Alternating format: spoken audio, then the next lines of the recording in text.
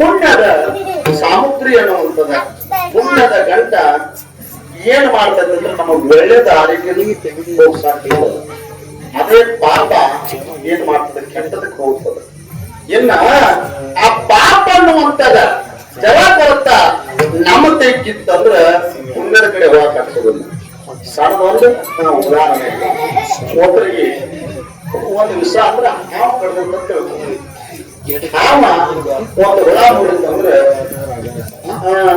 ಆವತ್ತಿನ ಕಾಲಕ್ಕೆ ದೊಡ್ಡ ದೊಡ್ಡ ದವಾಖಾನೆ ಇದ್ರಕ್ಕಿಲ್ಲ ಅಲ್ಲಿ ತನಕ ಹೋಗಾಗೂ ಆಗ್ತಿರ್ತಿಲ್ಲ ಯಾವ ಕಾಲಕ್ಕ ಒಂದು ಹುಳ ಅವರಿಗೆ ಮುಟ್ಟಿತ್ತಂದ್ರ ಇದಕ್ ಕರೆ ಹಾವನು ಏನ್ ಮತ್ತೇನ ಬ್ಯಾರೆ ಕಡವತ್ತು ಅಂತ ತಿಳ್ಕೊಂಡ ಹಿಂದಿನ ಹಿರಿಯರ ಅದನ್ನ ಚೆಕ್ ಮಾಡ್ತಾರೆ ಹೆಂಗ್ರಿ ಚೆನ್ನಾಗಿ ಬೇನ್ ತಪ್ಪಲ ಕೊಡುದು ಆ ಬೇನ್ ತಪ್ಪಲ ಚೆನ್ನಾಗಿ ಕೊಡುದು ವಿಶ್ರಾವಣಲ್ಲಿ ಎಂತಂದ್ರ ಆ ಬೇಣ ತಪ್ಪಲ ಯಾವ ಇರ್ತದೆ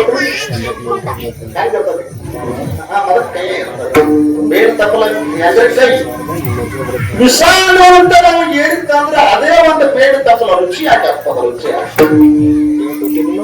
ಅವ ಮತ್ತೆ ಬೆಲ್ಲ ಕೊಡ್ತೀನಿ ಆ ವಿಷಾಯದಂತ ಮನುಷ್ಯ ಬೆಲ್ಲ ತಿಂದ್ರೆ ಮೊದಲನೇ ಆಕಾರ ರುಚಿ ಬೆಲ್ಲ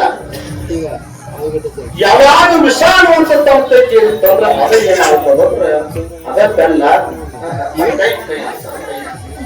ಕಾರಣ ಏನ ಹಂಗ ಪಾಪ ಅನ್ನುವಂತ ವಿಷ ನಮ್ಮ ಶರೀರದೊಳಗಿತ್ತಂದ್ರೆ ಒಳ್ಳೇದ ಕೆಟ್ಟದಾಗ್ತದ ಕೆಟ್ಟದ ಒಳ್ಳೇದಾಗ್ತದ ರುಚಿ ಇದ್ರೆ ಕೈ ಇದ್ರೆ ರುಚಿ ಯಾಕಂದ್ರೆ ಅದಕ್ಕಾಗಿ ಆತ್ಮರ ಸುಂದರವಾಗಿರ್ತಕ್ಕಂಥ ತಮ್ಮ ಪ್ರಕರಣ ಬಹಳ ಸುಂದರವಾಗಿ ಹೇಳ್ತಾರೆ ಅಂತ ಒಂದು ಸೇವಾದೊಳಗ ಪೂರ್ವ ಪುಣ್ಯ ಇದು ಯಾರಿಗೂ ಬಿಟ್ಟಿದ್ದಲ್ಲ ಯಾಕಂದ್ರೆ ಏನ್ ಹೇಳಾತಿದ್ದೆ ಅಂದ್ರೆ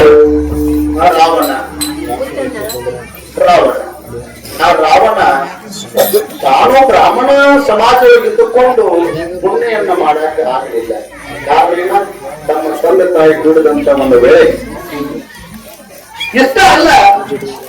ಇಷ್ಟ ಅಲ್ಲ ಆ ರಾವಣ ತಲೆ ಎಷ್ಟು 10 ತಲೆ ಇತ್ತು ತಾವೆಲ್ಲರಿಗೆ ಯಾಕಂದ್ರೆ ಬಹಳ ತಲೆ ಬ್ರಾಹ್ಮಣ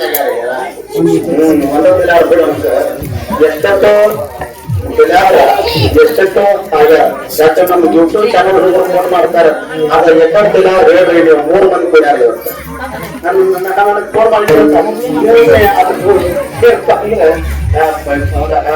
ಮಾಡ್ತೀವಿ ಸರಿಯಾಗಿ ಬರೋದು ಎಷ್ಟೆಷ್ಟೋ ಅದಕ್ಕೆ ಅರ್ಥ ಆಯ್ತಿರ್ತಲ್ಲ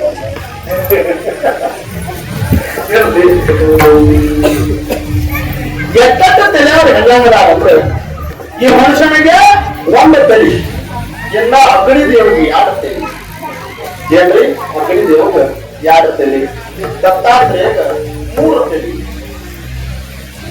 ಚತುರ್ಮುಖ ಬ್ರಹ್ಮಗ 4 ತಲೆ ಪಂಚಮುಖ ಬ್ರಹ್ಮೇಶ್ವರಗ 5 ತಲೆ ಎಲ್ಲ ಷಣ್ಮುಖಗ 6 ತಲೆ ನಾಗಶೇಷಗ 7 ತಲೆ ಏನ್ರಿ 10 ದಿಕ್ಪಾಲಕರಿಗೆ 8 ತಲೆ ನವನಾರಾಯಣಿಗೆ 9 ತಲೆ 10 ತಲೆ ಯಾರಿಗೆ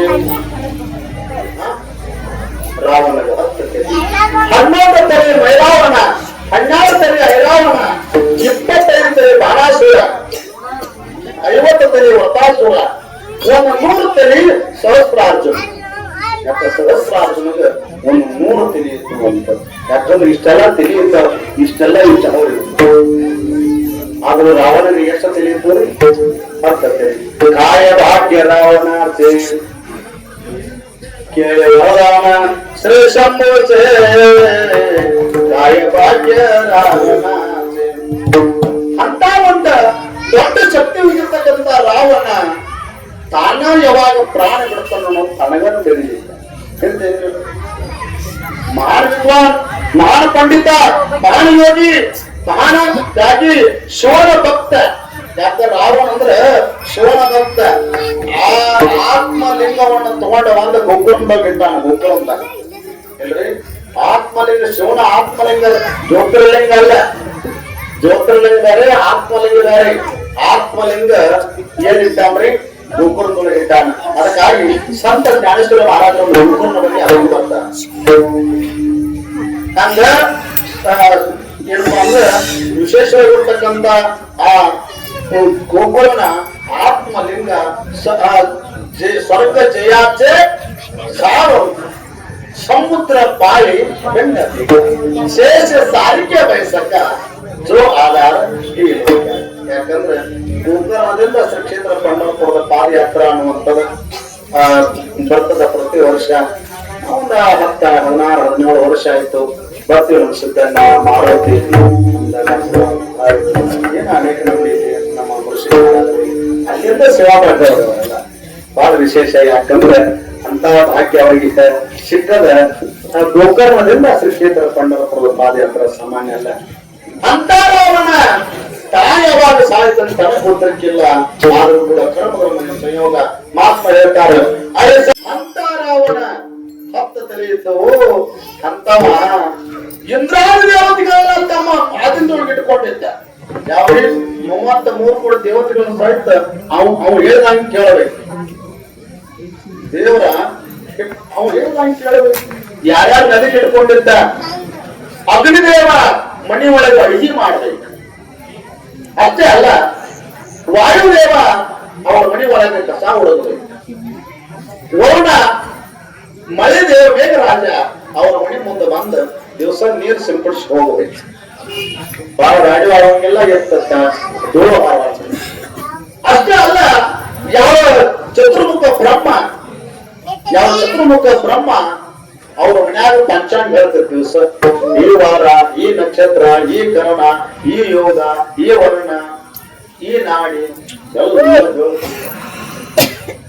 ಯಾವ ಬ್ರಾಹ್ಮಣ, ಯಾವ ಚತುರ್ಮುಖ ಬ್ರಹ್ಮ. ಅಷ್ಟೇ ಅಲ್ಲ, ಎಲ್ಲರೂ ಅನಿವಾರ್ಯವನ್ನ ಬರೆಯುವ